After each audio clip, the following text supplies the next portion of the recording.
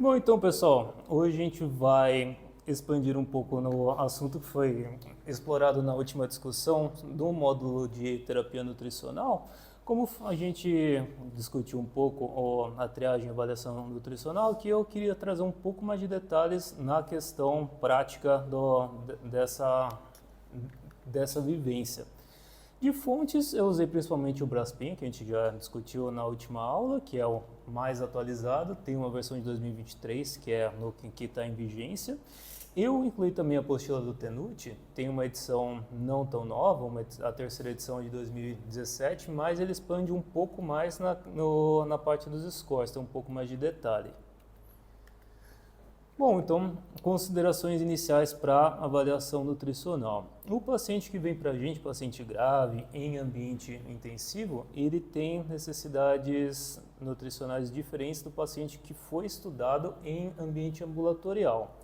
A primeira coisa que a gente precisa pensar, mesmo antes de avaliar o paciente individualmente, é a fisiologia da resposta metabólica ao estresse, que de uma forma ou de outra a maioria dos nossos pacientes vai ter essa fisiologia na entrada. Primeira coisa, a grande maioria tem um aumento do gasto metabólico em repouso, isso é além daquele que a gente calcula pela fórmula. Ele vai ter uma proteólise e lipólise aumentada e vai estar com maior consumo de O2, na maioria dos casos, se for um quadro hiperdinâmico. Geralmente tem uma tendência à hiperglicemia pelo aumento dos hormônios contrarreguladores e um débito cardíaco elevado, pelo menos se tiver compensado da parte hemodinâmica. Na avaliação inicial, há algumas limitações em questão de literatura que a gente precisa ter em mente nessa avaliação.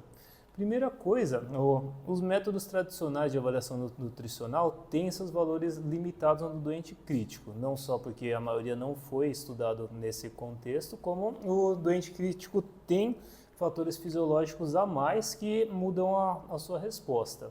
Ele vai ter uma necessidade diferente de nutrientes, seja por um catabolismo maior, ou seja por uma perda, um sangramento, tem uma alteração de composição corpórea, isso principalmente pela distribuição hídrica. Um paciente com má distribuição hídrica vai acabar mudando a fisiologia das proteínas, vai ter uma necessidade de reposição maior. Vai ter uma alteração na utilização de nutrientes, isso pode ser tanto pelo catabolismo como em questões carenciais. E, claro, o aumento do gasto energético que vai influenciar na nossa conta no final.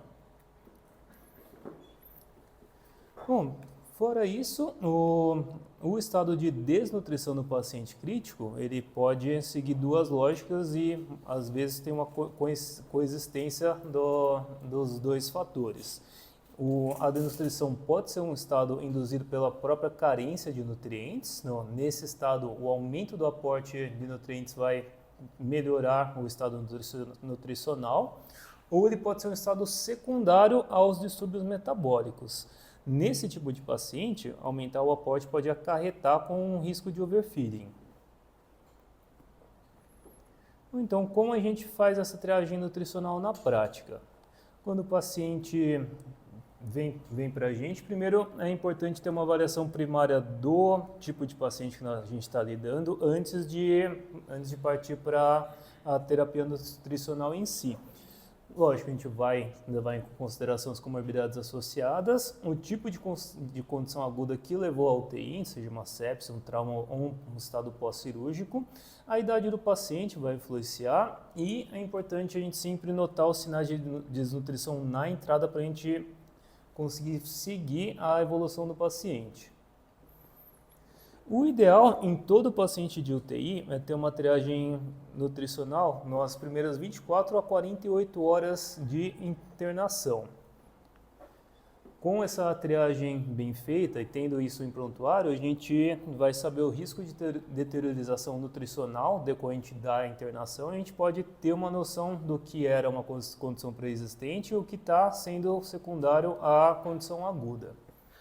Após a triagem, é recomendado uma avaliação nutricional detalhada de preferência após 2 dias da triagem. Essa avaliação é o que vai estabelecer o diagnóstico nutricional, que vai nos dizer se o paciente está realmente desnutrido. E essa avaliação nutricional deve ser repetida, idealmente de forma semanal, conforme a gente tem uma resposta a alterações da condição aguda. A referência, ela cita várias escalas várias escalas que a gente pode utilizar para essa triagem. A que é mais recomendada é a escala NUTRIC, que é uma escala que contabiliza um score contabiliza um score de 0 a 10. Ela inclui a idade do paciente, inclui os scores de Apache e de SOFA calculados na entrada, e ela tem uma alteração, tem uma modificação se você tem disponível ou não o score de IL6. Se você tem o IL6 disponível, o score ele considera acima de 6 como positivo, ou seja, um aumento de mortalidade e um maior tempo de ventilação mecânica, ou sem o IL6, um score abaixo de 5. Esse score tem o intuito de identificar pacientes que tendem a se beneficiar com uma terapia nutricional mais agressiva, e ele é útil porque usa fatores que podem ser modificados na própria UTI. Ele é mais específico para o ambiente intensivo, foi estudado para esses pacientes, e por incluir essas escalas de gravidade, ele considera a gravidade da condição aguda em si. Após a gente ter o primeiro diagnóstico da triagem nutricional, então a gente vai partir para a avaliação nutricional mais detalhada. Esse também tem vários scores disponíveis. O que a fonte recomenda mais é o GLIM, que é o Global Leadership Initiative on Malnutrition. Após um diagnóstico da triagem, a gente vai jogar o paciente em 2 tabelas. A gente quer saber se ele tem um diagnóstico de desnutrição, com pelo menos um fator fenotípico e um fator etiológico. No fator fenotípico, que pode significar uma desnutrição, a gente vai avaliar a perda ponderal, seja perda ponderal aguda, ou a gente considera uma perda de 10% até 6 meses. Fora a perda ponderal em si, a gente também pode considerar o IMC. O IMC abaixo de 20 pontua, ou a gente pode considerar um índice de massa magra. O índice de massa magra, ele tem uma grande dificuldade de fazer em pacientes críticos, pacientes sedados. O próprio score diz que ele pode ser substituído pela circunferência da panturrilha. A circunferência da panturrilha foi o único fator antropométrico puro que implicou em alteração de mortalidade como um fator independente. Quando a gente tem firmado uma alteração fenotípica, a gente também tem que entender pelo menos um fator etiológico para considerar a desnutrição. Os fatores etiológicos têm 2 grupos principais: a redução do aporte, redução da alimentação. Isso pode ser redução de 50% em uma semana, ou uma redução é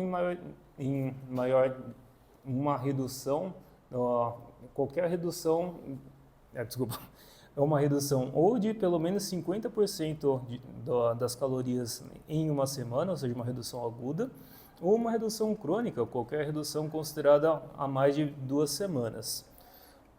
Fora a parte do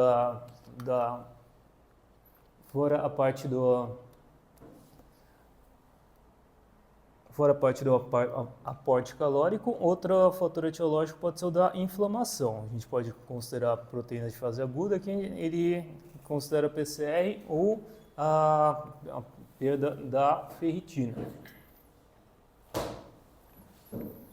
Só para dar alguns exemplos, a maioria dos fatores antropométricos é considerado pouco sensível às alterações agudas em paciente de UTI. Os parâmetros podem perder tanto sensibilidade como especificidade, isso por alguns fatores.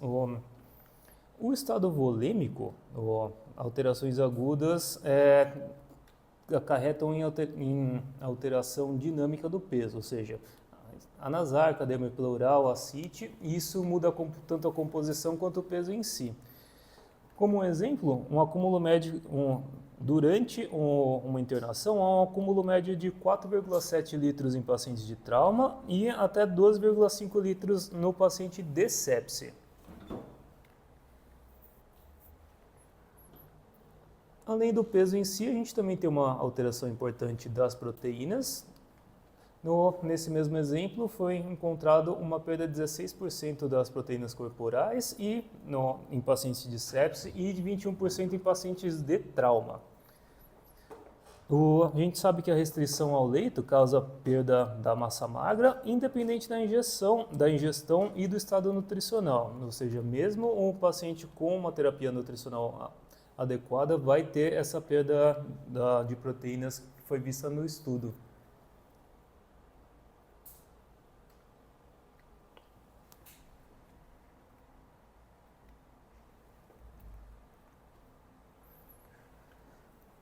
Um método que às vezes é utilizado, algumas fontes citam, é o método da bioimpedância. Ele é uma técnica não invasiva que mede a resistência corporal contra uma corrente elétrica. Ela calcula indiretamente a massa magra e também é capaz de calcular o percentual de gordura e da água corporal.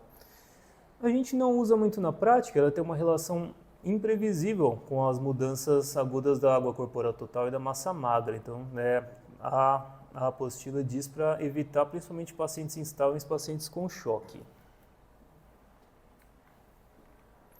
A gente pode fazer uma avaliação de proteínas séricas, proteínas totais, para inferir uma alteração nutricional. As proteínas séricas são influenciadas principalmente pela função hepática, mas também por estados inflamatórios globais ou estados perdedores de proteína. A gente sabe que um aumento de citocinas pró-inflamatórias vai aumentar a produção de proteínas de fase aguda, PCR, fibrinogênio, a ceruloplasmina e a alfa-1-glicoproteína ácida, e vai diminuir as proteínas do soro, a albumina, pré-albumina e a transferrina. Entre elas, a gente sempre tem o destaque da albumina na avaliação. Uma hipoalbuminemia prolongada é um fator de pior prognóstico. Níveis de menores que 2,1 aumentam a mortalidade e principalmente internações prolongadas. O valor da albumina sérico total tem um prognóstico que é considerado comparável ao PASH-2, pelo menos nas primeiras 48 horas de internação. Outro dado interessante é a albuminemia pré-operatória. Ela tem um poder de predizer o risco de infecções secundárias no pós-op até 5 dias. O PCR é uma outra proteína de fase aguda que a gente usa muito na prática. Ela marca a intensidade da resposta aguda a uma lesão.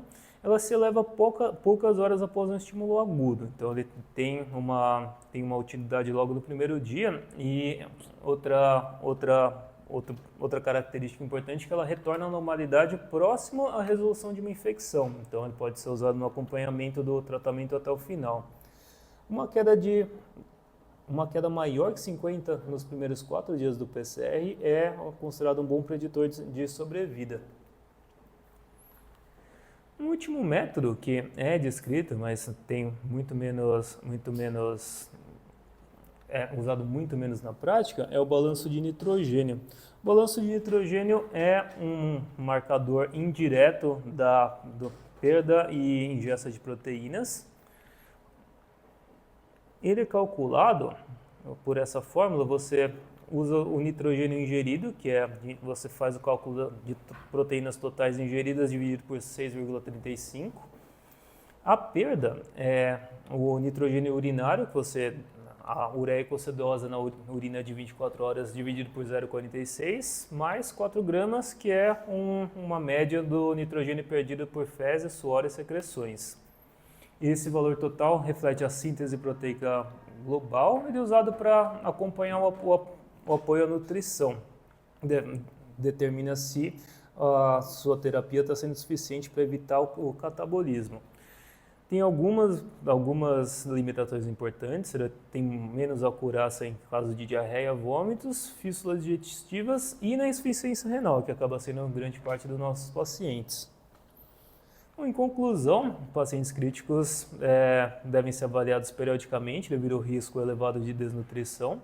A terapia nutricional deve ser ajustada para momentos diferentes da afecção aguda. Em uma semana você pode ter um estado mais catabólico, na próxima semana refazer a escala e você está num estado que está predominando anabolismo. Todas as medidas disponíveis, ou todas as escalas, têm menor especificidade em doentes críticos. Cada doente da UTI tem mecanismos fisiológicos a mais que a gente precisa considerar. Então, o ideal é aplicar todos esses métodos em conjunto e sempre em concordância com a avaliação clínica.